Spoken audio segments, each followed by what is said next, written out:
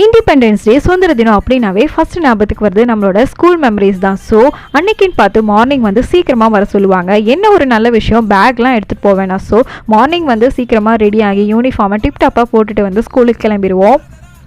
ஸ்கூலுக்கு போனதுக்கப்புறமா flag distribute பண்ணுவாங்க. ஸோ அந்த ஃப்ளாகை வாங்கிட்டு நம்ம யூனிஃபார்மில் பின் பண்ணதுக்கப்புறம் ஒரு ஃபீல் இருக்கே வேறு லெவலில் இருக்கும். அதுக்கப்புறம் ஃப்ளாக் ஹாஸ்டிங்கை பார்த்துட்டு மிட்டாயெல்லாம் டிஸ்ட்ரிபியூட் பண்ணுவாங்க. ஸோ மிட்டாயும் வாங்கிட்டு ஃப்ரெண்ட்ஸ் கூட ஜாலியாக பேசிட்டு எக்ஸ்ட்ரா கரிக்குலர் ஆக்டிவிட்டீஸ், டான்ஸ், ஸ்பீச்லாம் இருக்கும். அதையும் பார்த்து முடிச்சுட்டு வீட்டுக்கு ஹாப்பியாக கிளம்பி வருவோம். வீட்டுக்கு வந்ததுக்கப்புறமா முக்கியமான வேலை இருக்குது. என்னென்னா பிரைம் மினிஸ்டர், பிரசிடென்ட் எல்லாம் எப்படி கொடியேற்றுறாங்கன்னு பார்த்ததுக்கப்புறமா மூவிஸ்லாம் பார்த்துட்டு லஞ்சையும் சாப்பிட்டுட்டு அன்றைக்கி டே எப்படி போகுதுன்னே தெரியாது. ஸோ உங்களோட சைல்ட்ஹுட்டில் இண்டிபெண்டன்ஸ் டே எப்படி இருந்துச்சுன்னு கமெண்ட் பண்ணுங்கள்.